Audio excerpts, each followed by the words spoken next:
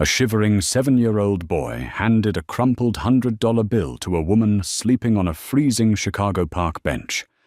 "Please," he whispered, glancing nervously at the black SUVs circling the block.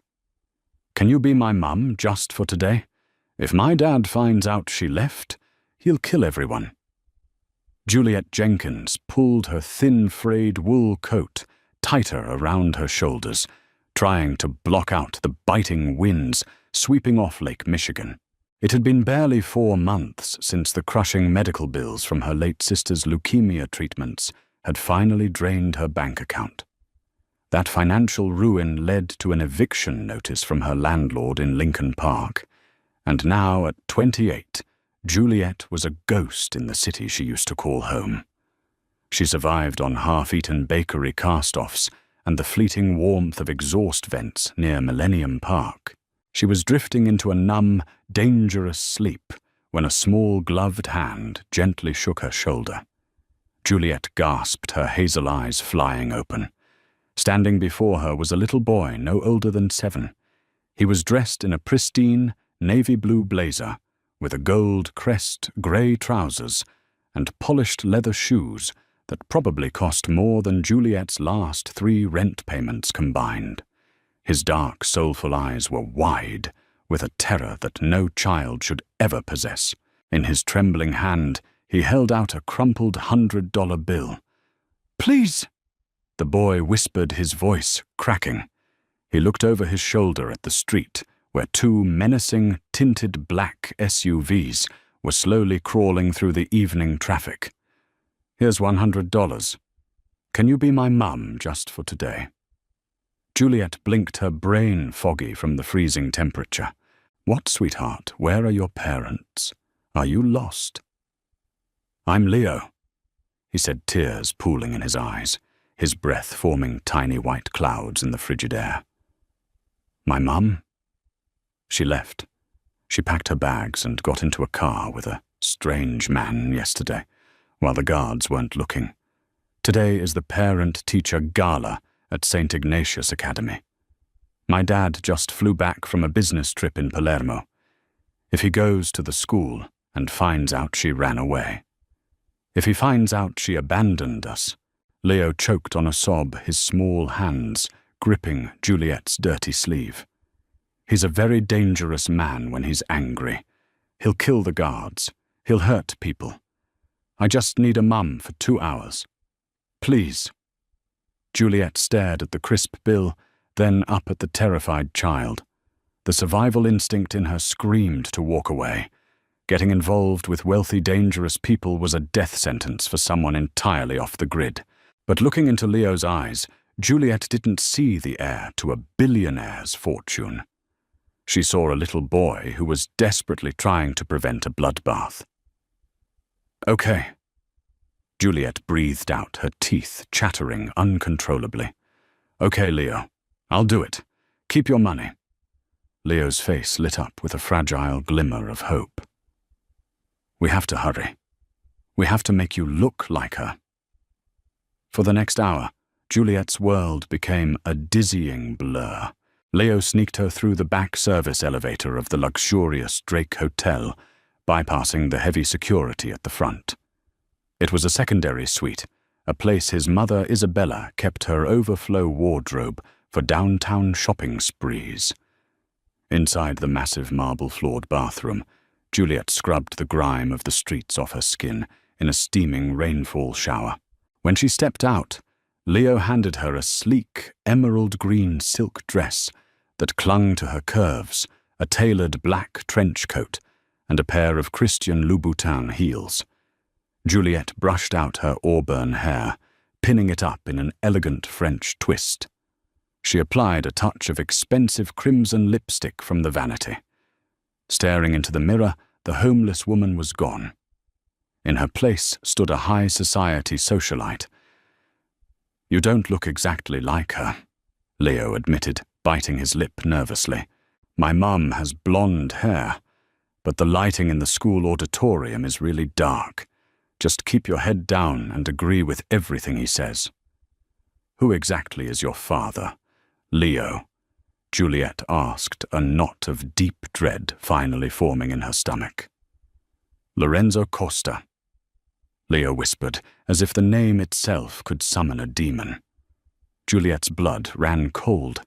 Even living on the streets, everyone in Chicago knew the name Costa. Lorenzo Costa was the ruthless head of the most powerful organized crime syndicate in the Midwest. He controlled the shipping ports, the construction unions, and half the politicians in the state. He was known as a calculating phantom, a man who had supposedly ordered the burning of a rival's warehouse with the men still inside. Before she could rip the dress off and run, Leo grabbed her hand. "The driver is waiting downstairs. He thinks you're already in the car." The ride to Street, Ignatius Academy, was suffocating. The driver, a mountain of a man named Paulie, barely glanced in the rearview mirror, grunting as he navigated the slick, snow-dusted streets. Juliet held Leo's hand tightly, feeling the child's rapid pulse racing against her palm. When they arrived at the elite private school, the courtyard was swarming with Chicago's elite. Flashbulbs from local society photographers popped in the distance. Juliet stepped out of the black SUV, her legs shaking in the designer heels. She kept her head angled downward, her face partially obscured by the high collar of the trench coat. They walked into the grand vaulted hallway of the academy. Waiters were circulating with trays of champagne. Leo tugged her toward the auditorium, but suddenly the crowd parted like the Red Sea. The murmurs in the hall died down, replaced by a heavy, suffocating silence. Juliet looked up. Walking toward them was a man who commanded the very air in the room. Lorenzo Costa was breathtakingly intimidating. Tall, broad-shouldered and striking, he wore a custom charcoal Brioni suit that fit him like armor. His jaw was clenched, and his dark, piercing eyes scanned the crowd with the predatory precision of a wolf. Behind him stood three massive men whose tailored jackets couldn't hide the bulky outlines of their shoulder holsters. Lorenzo's eyes locked onto Leo, then his gaze shifted to Juliet. Juliet stopped breathing. She squeezed Leo's hand, waiting for the explosion, waiting for the Mafia boss to draw a weapon, to scream, to realize that his glamorous wife had been replaced by a starving vagrant from a park bench. Lorenzo closed the distance between them in 3 long strides. He stopped mere inches from Juliet. The scent of bergamot and expensive cedar wrapped around her.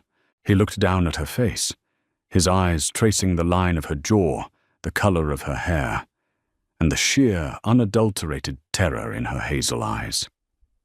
He knew. He knew instantly that she wasn't Isabella. Juliet braced herself, her eyes fluttering shut. She mentally prepared for the sharp strike, the bark of orders to his men to drag her into a waiting trunk.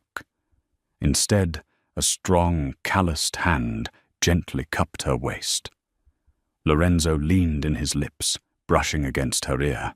"Smile, mia cara," Lorenzo whispered, his voice, a low, lethal baritone that sent shivers down her spine. "Arthur Romano is watching us from 2 o'clock. If you look terrified, he smells blood.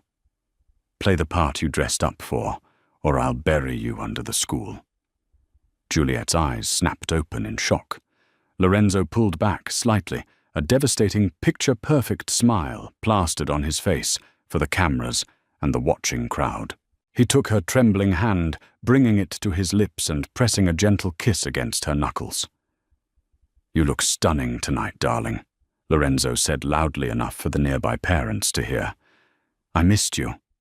Juliet was trapped in a high-stakes theatrical performance where a single misstep meant a bullet to the head. Lorenzo's hand rested on the small of her back, a gesture that looked fiercely protective to the onlookers, but felt like a steel vice to Juliet. He guided her and Leo into the crowded auditorium, smiling and nodding at the city's wealthy elite. "Who are you?" Lorenzo muttered through a clenched, smiling jaw, his tone dripping with quiet menace. "Juliet," she breathed, forcing herself to look straight ahead at the stage where the principal was preparing to speak. I'm just a nobody. Your son begged me. Where is my wife? I don't know, Juliet answered honestly, her voice trembling. Leo said she left yesterday with someone else. She felt Lorenzo's muscles turn to granite beneath his tailored suit. The betrayal was a fresh wound, and Juliet was standing right in the middle of the blast radius. But Lorenzo Costa was a master of absolute control. To the outside world, his empire was impenetrable. If word leaked that his wife had abandoned him and his heir, the rival families, especially the Romanos, would see it as a fatal crack in his armor. It would signal weakness, and in his world, weakness invited a bloodbath. Well, well, well, Lorenzo Costa. A slick, grating voice interrupted their tense march. Juliet turned to see a man in a flashy burgundy suit approaching. He had slicked back grey hair and a sneer that didn't quite reach his cold, dead eyes. Arthur, Lorenzo replied, his voice smooth as glass. I thought they didn't let rats into St. Ignatius. Arthur Romano chuckled, though his eyes narrowed dangerously. He looked Juliet up and down, his gaze lingering with uncomfortable scrutiny. Isabella, you look different. Did you do something with your hair? It's much darker. And you've lost weight. You used to be so vibrant. Juliet's heart hammered against her ribs like a trapped bird. Romano was testing them. He was fishing for a crack in the facade. Leo squeezed Juliet's hand, his small body trembling against her leg. A sudden surge of protective instinct washed over Juliet. This wasn't about her survival anymore. It was about the little boy holding her hand. Drawing on a confidence she didn't know she possessed, Juliet let out a soft, elegant laugh. Thank you, Arthur, Juliet said, her voice dripping with the kind of condescending sweetness reserved for high society. It's amazing what a good detox retreat in the Swiss Alps can do. You should try it sometime, though I'm not sure they have a cure for bad manners. Lorenzo let out a genuine booming laugh, his grip on her waist tightening approvingly. Arthur Romano's face flushed a deep, ugly shade of crimson. He forced a tight smile, muttered an excuse, and quickly walked away. Not bad, Juliet, Lorenzo murmured in her ear, leading them to their front row seats. Keep that up and you might actually survive the night. The rest of the gala was an agonizing blur of polite applause, forced smiles, and whispered threats. Juliet sat rigidly between Lorenzo and Leo.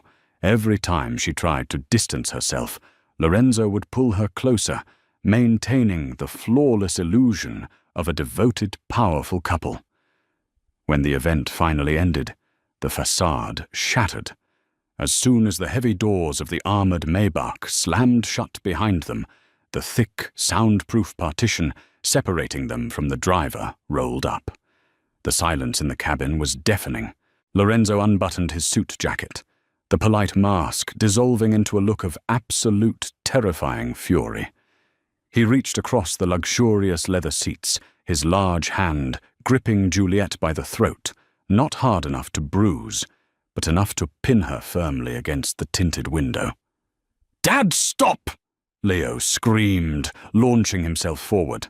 He grabbed Lorenzo's arm, tears streaming down his face. "Leave her alone. It was my idea. I paid her. I was scared you were going to hurt the guards, and I didn't want you to be sad that Mum left. Please, she's just a homeless lady I found in the park." Lorenzo froze. His dark eyes flicked from his weeping son to the terrified woman pinned under his hand. "Homeless." Lorenzo repeated his voice, barely a whisper. He released Juliet, sinking back into his seat. He stared at her, truly looking at her for the first time. Beneath the expensive silk dress and the borrowed trench coat, he noticed the hollows of her cheeks. He noticed the faint bruises on her wrists from sleeping rough, and the way her hands were still red and chapped from the brutal winter air. "You found a homeless woman on a bench," Lorenzo said to Leo, his tone entirely unreadable, "and brought her to a Mafia gala. She protected me from Mr. Romano." Leo sobbed, burying his face in his hands. Lorenzo ran a hand over his face, a heavy sigh escaping his lips. He looked out the window at the passing city lights. His wife, the woman he had trusted with his empire and his bloodline, had fled like a coward, leaving their son to fend for himself. And this stranger, a destitute woman with nothing to her name, had walked straight into a lion's den just to comfort a crying child. "Drive to the estate," Lorenzo commanded through the intercom to his driver. Juliet panicked, pressing herself against the door. "No, please. I did what Leo asked. The gala is over. Let me out at the next corner. I won't say a word to anyone, I swear on my life." Lorenzo turned his gaze back to her. The anger was gone, replaced by a chilling, calculated calm. "Isabella is gone," Lorenzo said, his voice devoid of emotion. "By tomorrow morning, my men will confirm it. By tomorrow afternoon, the whispers will start. By the end of the week, the Romanos will use the instability to make a move on my territory. I cannot afford to look weak right now." "What does that have to do with me?" Juliet whispered, shrinking back against the leather seat. Lorenzo leaned forward, his dark eyes locking onto hers. "Romano saw you tonight. He bought the act. For the next 3 months, until I can quietly arrange a tragic accident to explain Isabella's death and solidify my ranks, you are going to be my wife." "You're insane," Juliet gasped. "I look nothing like her. People will know. People only see what they want to see," Lorenzo replied coldly. "You will dye your hair. You will wear her clothes. You will live in my house, eat at my table and raise my son. In exchange, I will give you a roof over your head, warm meals and more money than you could ever spend in a lifetime." "And if I say no?" Lorenzo's expression hardened. "You know my name, Juliet. You know my face, and you know my secrets. You don't get to walk away from the Costa family and go back to a park bench. You accept the job or you disappear into Lake Michigan tonight." Juliet looked at the little boy sitting across from her. Leo was watching her with those wide, desperate eyes. He had lost his mother and his father was a monster. If she left, Leo would be entirely alone in a dark, violent world. She swallowed hard, her hands shaking in her lap. She had nothing left to lose, but suddenly a spark of defiance lit up in her chest. "Fine," Juliet said, lifting her chin to meet the Mafia boss's gaze. "But I have conditions. I am Leo's mother, not your prisoner. You don't lay a hand on me, you don't threaten me, and you keep your violent business out of the boy's sight. Deal?" Lorenzo Costa stared at the frail, starving woman who was boldly making demands of the most dangerous man in Chicago. A slow, dark smirk spread across his handsome face. "Deal, mia cara. Welcome to the family." The Costa family estate in Lake Forest, Illinois, was a fortress masquerading as a modern architectural masterpiece. Surrounded by 10-foot wrought-iron gates, acres of dense forest, and armed guards patrolling the perimeter with attack dogs, it was a beautiful, terrifying prison. For the first 2 weeks, Juliet lived in a state of constant suffocating anxiety. The transformation was rigorous and entirely non-negotiable. Lorenzo flew in a private stylist from New York who bleached Juliet's auburn hair to a perfect, icy platinum blonde. She was forced to study hours of home video footage, meticulously memorizing Isabella's haughty posture, her slight Italian lilt, and the detached, cold manner in which she spoke to the household staff. But behind closed doors, Juliet was failing at being Isabella in the best way possible.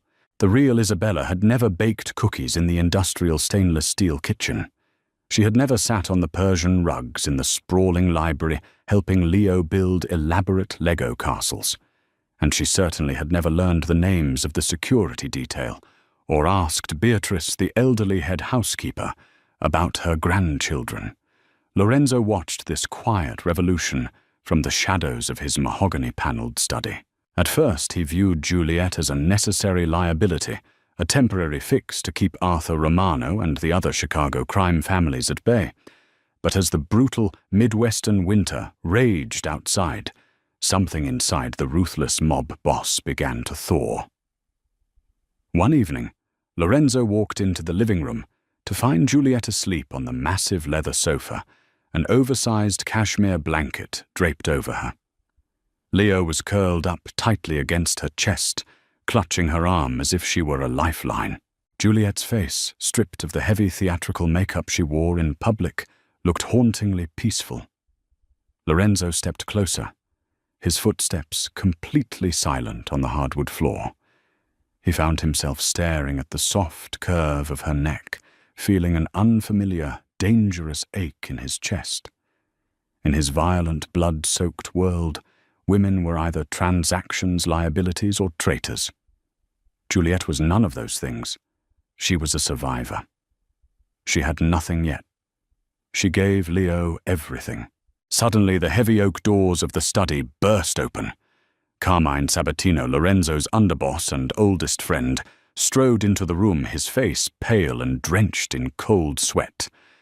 Lorenzo's romantic reverie instantly vanished, replaced by the lethal instinct of a predator.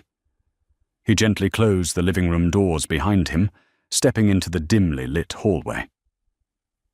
"What is it, Carmine? Speak."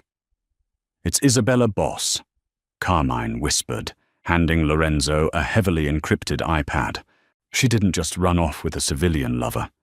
We traced the encrypted bank transfers. She's sleeping with Arthur Romano." Lorenzo's jaw locked, his eyes scanning the digital ledger. The numbers were staggering.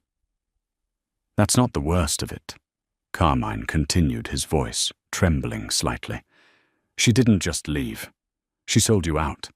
Isabella gave Romano the exact shipping manifests for the Southside ports, the bribed judge's payroll, and the security override codes for this estate.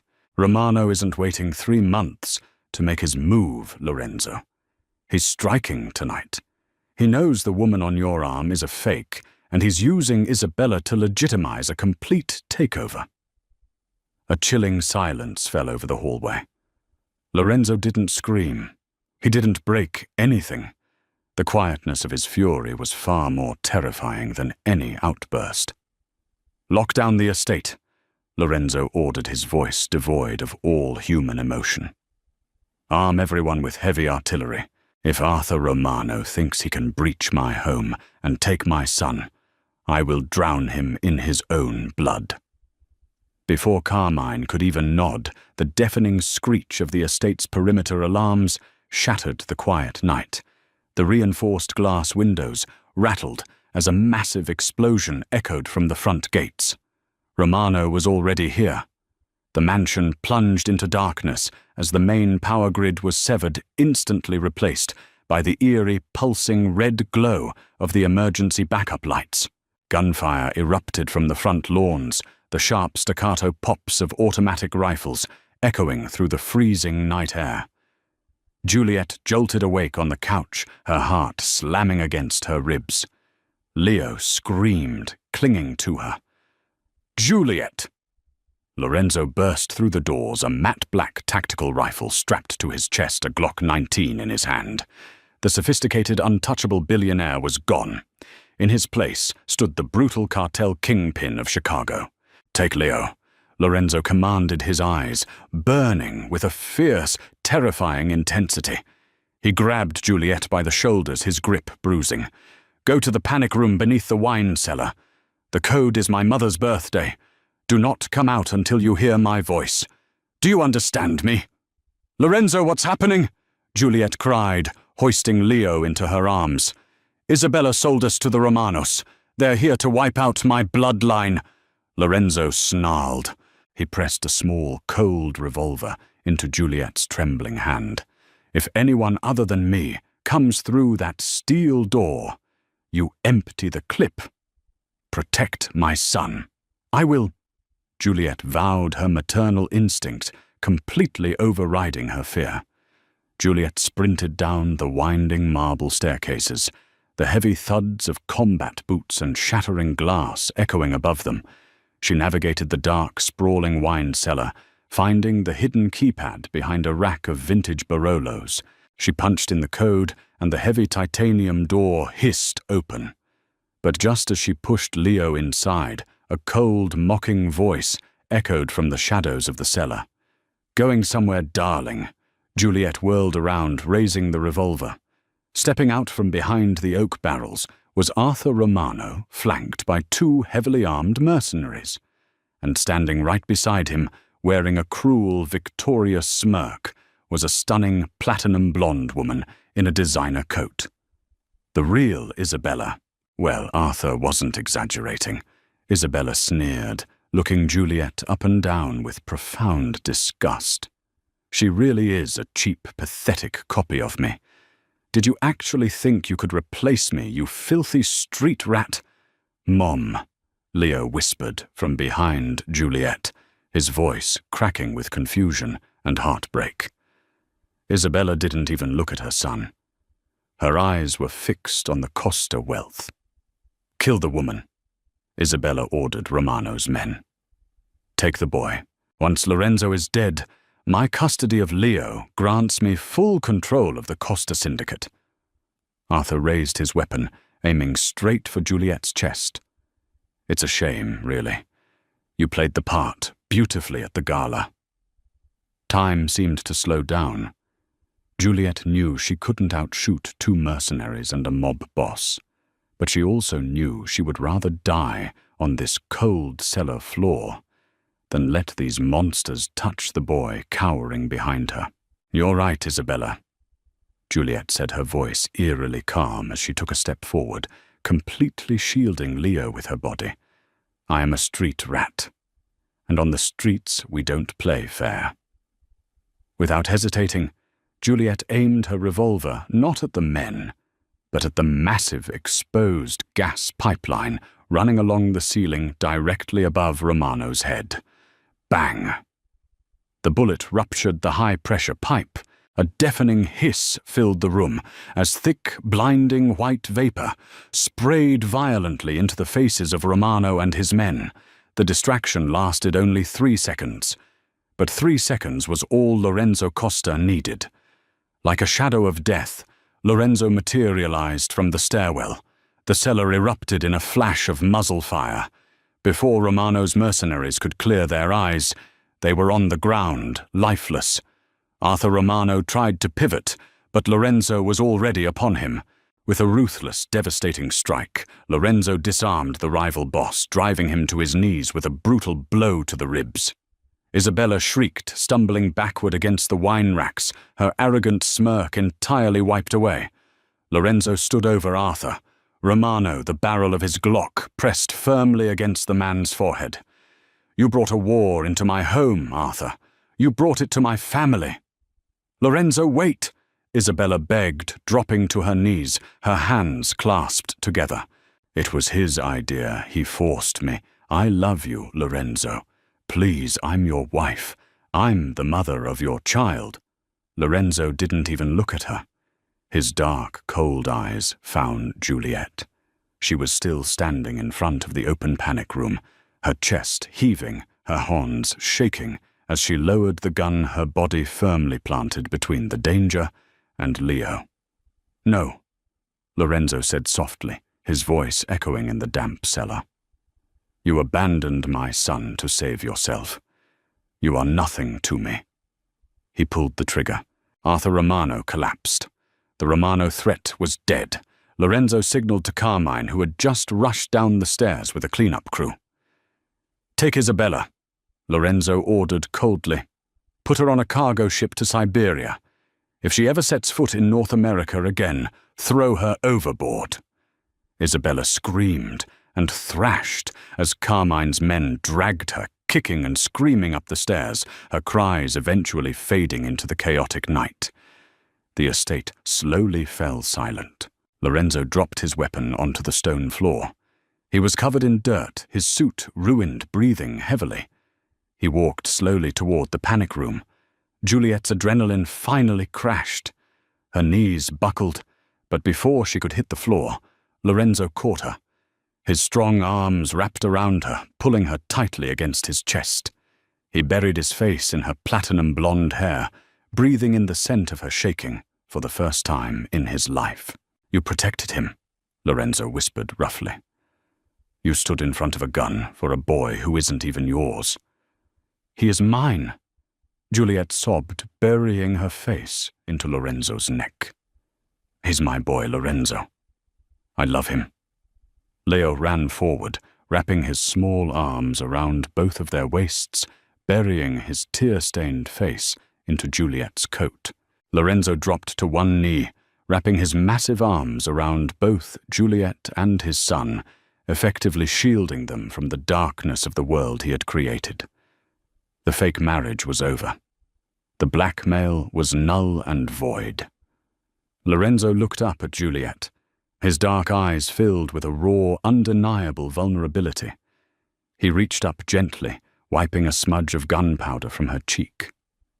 "The deal is done, Juliet," Lorenzo murmured, his thumb grazing her lower lip. "You're free to go.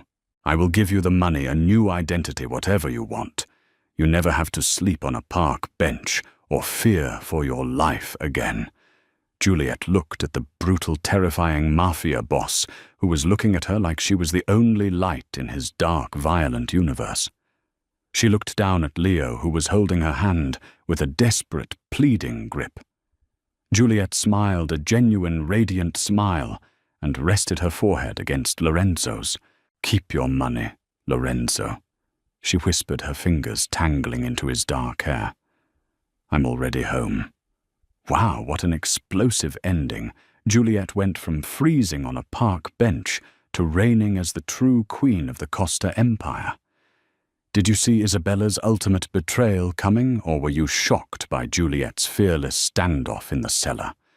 If this intense Mafia romance kept you on the edge of your seat, smash that like button and share this video with your friends. Subscribe and hit the notification bell so you never miss our dramatic real-life stories. Tell us in the comments, would you have risked it all for Leo?